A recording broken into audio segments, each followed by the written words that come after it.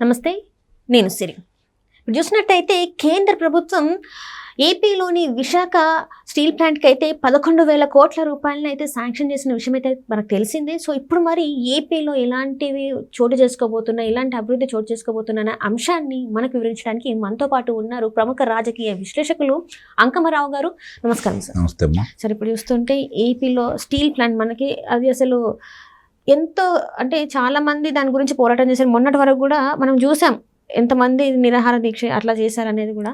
అయితే ఇప్పుడు కేంద్రం నుంచి 11,000 కోట్ల రూపాయలు అయితే శాంక్షన్ అయింది. మరి సో దీని తర్వాత ఎలా ఉండబోతుంది?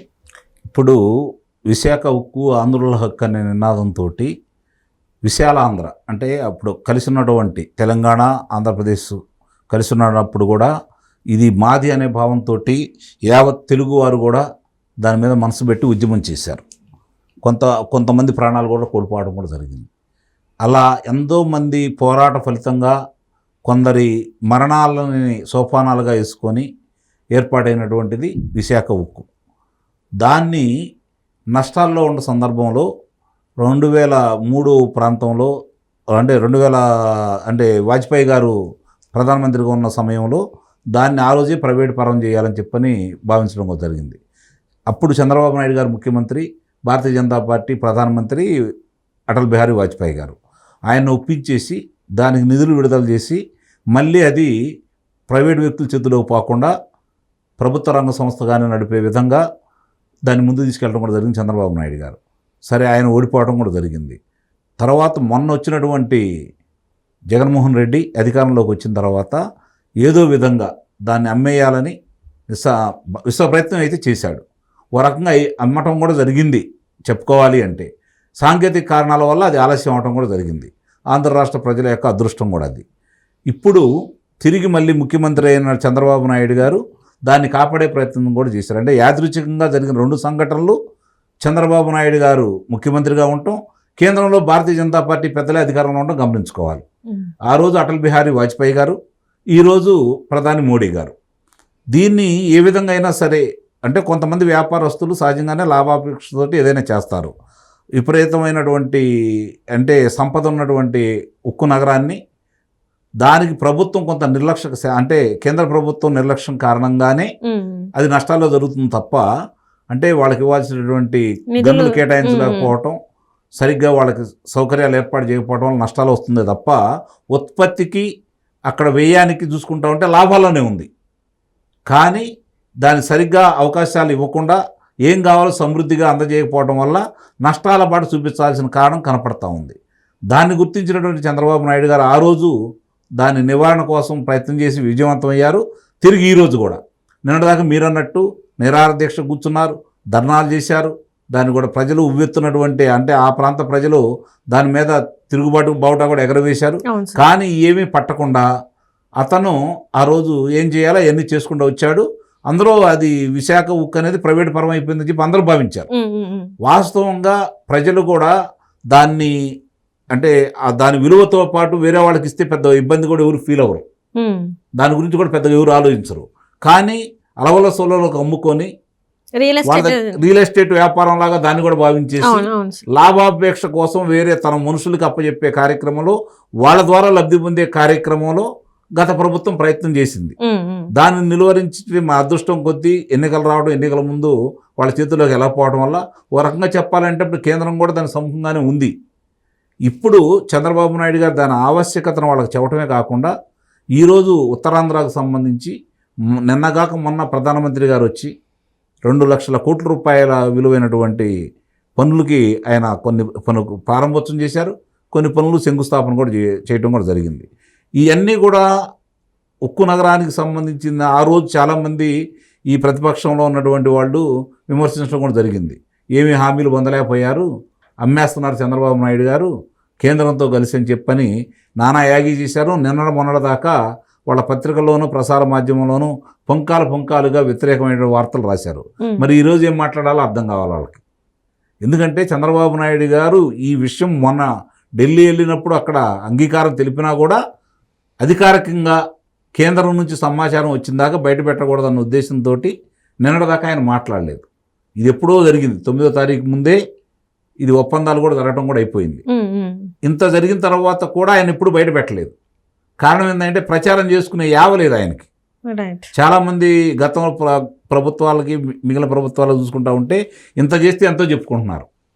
అట్లాంటిది ఈరోజు ఉక్కు నగరాన్ని కాపాడటమే కాకుండా కేంద్రం ఒప్పించేసి దానికి కావాల్సినటువంటి ఆర్థిక ఇబ్బందులు లేకుండా చేయడం కోసం ఇన్ని వేల కోట్ల రూపాయల నిధులు తీసుకురావడం మాత్రం నిజంగా చంద్రబాబు నాయుడు గారు సాధించిన ఘనతగానే మనం చెప్పుకోవచ్చు.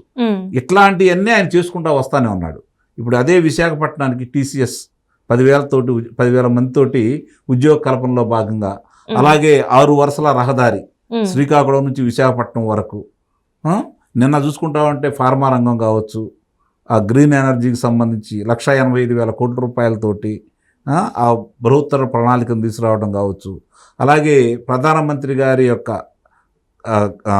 PM ఘర్ పథకాన్ని తీసుకొచ్చేసి దానికి సంబంధించినటువంటి 75,021 కోట్ల రూపాయలు నిధులు ఆయన దగ్గర విడుదల చేయడం జరిగితే దాన్ని ఎంతోమంది సద్వినియోగం చేసుకోవట్లేదు. కారణం ఏంటంటే మనం విద్యుత్తు ప్రభుత్వం దగ్గర కొంటున్నాం అంతే కదా, లేదంటే దాన్ని తయారు చేసే సంస్థల దగ్గర నుంచి కొనుక్కుంటున్నాం, అధికంగా చెల్లించుకుంటూ వస్తాను. ఇది ప్రధానమంత్రి గారి ఆలోచన ప్రకారం సొంత ఇంటిదారులు, బయట వాళ్ళతో కూడా సంబంధం లేదు, ఎవరింటి మీద వాళ్ళు సోలార్ ప్లాంట్ పెట్టుకొని మెగావాట్ అంటే ఒక కిలోవాట్ విద్యుత్ కనుక ఉత్పత్తి చేస్తే 30,000 రూపాయలు రాయితీ ఉంది వాళ్ళకి. 2 కిలోల విద్యుత్ 2 కిలోవాట్లు కనుక విద్యుత్తు కనుక తయారు చేసుకుంటే వాళ్ళకి 60,000 రూపాయలు రాయితీ ఇస్తున్నారు. 3 కిలోలు కనుక చేసుకుంటా ఉంటే వాళ్ళకి 78,000 రాయితీలు ఇస్తున్నారు. రాయితీలు ఇవ్వటమే కాకుండా దానికి అవసరమయ్యే 60,000-70,000 వాళ్ళు పెట్టుకుంటే వాళ్ళు ఉత్పత్తి చేసిన తర్వాత వాళ్ళ ఇంటికి వాళ్ళు వినియోగించుకున్న తర్వాత మిగులు విద్యుత్తుని మళ్ళీ ప్రభుత్వమే కొంటుంది, గమనించుకోవాలి. అంటే వాళ్ళ ఇంట్లోనే ఒక విద్యుత్ ఉత్పత్తి చేసే కర్మాగారాన్ని ఏర్పాటు చేస్తున్నారు.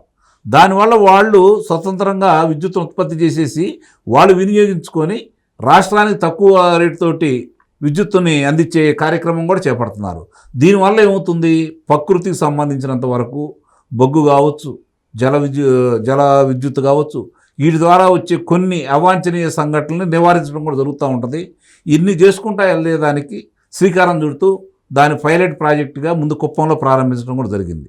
దీంతోపాటు ఇప్పుడు తీసుకొచ్చిన పరిశ్రమల గురించి మనం చెప్పుకుంటా ఉంటే ఇక దాని గురించి 7 నెలల్లో వాడు సాధించిన ఘనత నిస్సందేహంగా కూడా అభినందనీయం, అందుట్లో అనుమానం ఏం లేదు. ఒక్కొక్క విషయాలు చూసుకుంటా ఉంటే 7 నెలల్లో ఇంత చేసినప్పుడు ఇంకా మిగిలిన 4 సంవత్సరాల 5 నెలల కాలంలో ఎన్ని పరిశ్రమలు కనుక తీసుకొచ్చిన దాంట్లో కనుక లెక్కేసుకుంటా ఉంటే ఇప్పటి వరకు 4 లక్షల కోట్ల పైచిలు కనపడతా ఉంది. అదే కనుక మిగిలినట్టు ఇదే దూకుడుతోటి వాళ్ళు వ్యవహరిస్తే నిస్సందేహంగా వాళ్ళు అనుకున్నట్టు 20 లక్షల మంది ఉద్యోగ కల్పన అయితే ఎట్టి పరిస్థితుల్లో కూడా జరిగింది, అందుట్లో ఎలాంటి సందేహం కూడా ఏం లేదు. ఇక్కడ గమనించుకోవాల్సిన అంశం ఏంటంటే పాలకుడు గనక చిత్తశుద్ధితోటి నా ప్రజలకు ఉపయోగపడాలి, నా ప్రజలు వాళ్ళ చేతి నిండా పని ఉండాలి, ఆర్థికంగా నిలదొక్కోవాలనే భావంతో కనుక ఆయన ఆలోచించి ముందుకు తీసుకెళ్తే దానికి కేంద్ర సహాయ సహకారం కూడా ఉంటే ఏం జరుగుతుందనే దానికి ప్రత్యక్ష నిదర్శనం ప్రస్తుతం ఆంధ్ర రాష్ట్రంలో జరుగుతున్నటువంటి అభివృద్ధి గురించి ఒకసారి ఆలోచించుకోవాలి. ఒక పరిశ్రమ కాదు, 2 పరిశ్రమలు కావచ్చు, ఇట్లాంటి ఎన్నో తీసుకొచ్చి ఔషధ పరిశ్రమలు వస్తానే ఉన్నాయి. ఒక్కొక్క అంశాన్ని కనుక మనం గమనించుకుంటామంటే ముందుగా రహదారుల విస్తరణ కోసం 72,000 కోట్ల రూపాయలు కూడా కేటాయించడం జరిగింది. అలాగే రైల్వే మార్గాలు అనుసంధానం చేస్తూ అమరావతికి అనుసంధానం చేసే దాంట్లో 63,000 కోట్ల రూపాయలు వాళ్ళు కేటాయించడం కూడా జరిగింది. ఇవన్నీ చూసుకుంటా ఉంటే ఈ ప్రభుత్వం సాధించిన ఘనతగానే సాధించాలి. ఎందుకంటే గత ప్రభుత్వం వచ్చేసరికి అమరావతి ప్రాంతంలో ఏర్పాటు చేసిన విశ్వవిద్యాలయాలకి మంచినీరు, రహదారి సౌకర్యం, విద్యుత్ కూడా అందించలేదు. అన్నిటికంటే ప్రతిష్టాత్మకమైనటువంటి ఎయిమ్స్ సంస్థకి సంబంధించి మంచినీరు, భూములు కూడా సరిగ్గా కేటాయించలేదు. మొన్న చంద్రబాబు నాయుడు గారు రంగంలోనే మంచినీరు కేటాయించడంతో పాటు ఇంకా వాళ్ళు విస్తరించుకోవడానికి కావాల్సినటువంటి భూములు కూడా కేటాయిస్తామని చెప్పని ఆ రోజు అక్కడ హామీ ఇవ్వడం కూడా జరిగింది. ఇవన్నీ కూడా ఈ పనులన్నీ జరిగితే గమనించుకోవాలి. 4 లక్షల కోట్ల రూపాయలు రేపు ఆంధ్ర రాష్ట్రంలో పనులు జరుగుతూ ఉంటే ఎంతమందికి పనులు వస్తాయి, ఎంతమందికి ఆదాయం సమకూరుద్ది, ఆ డబ్బంతా వాళ్ళు ఇక్కడే కదా ఖర్చు పెట్టేది, వాళ్ళేం బయటికి అయితే తీసుకెళ్లరు కదా. అందుట్లో ఏదన్నా కాంట్రాక్టర్లు ఉంటే గుత్తేదారులకు సంబంధించి వాళ్ళు లాభ పొందొచ్చే కానీ ఎక్కువ ధనం ఎక్కడైతే ఖర్చు అవుతుంది కదా. ఇది కదా సంపద సృష్టించడం, చేతి నిండా పని దొరకటం, ఆ సంపదని ప్రజలకు అందించడం అంటే. ఇది నిజంగా చంద్రబాబు నాయుడు గారు చేస్తున్నటువంటి ఈ కార్యక్రమాన్ని ప్రజలందరూ గమనించాలని అయితే నేను కోరుకుంటున్నాను. Right sir, thank you so much sir.